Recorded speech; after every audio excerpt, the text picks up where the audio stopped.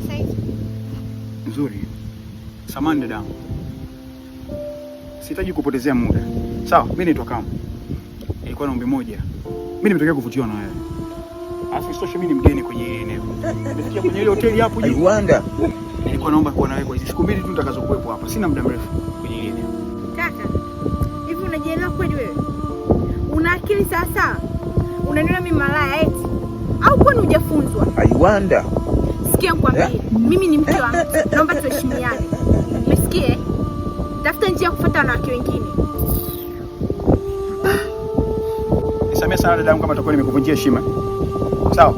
Sasa nilikuwa naomba jambo moja. Mimi nimetokea kuamini wewe. Naomba nitafutie shoga yako au hata rafiki yako au hata kama ndugu yako wa aina yoyote. Sawa? Aje nipe kampani. Niko chumba namba 120 pale. Sawa?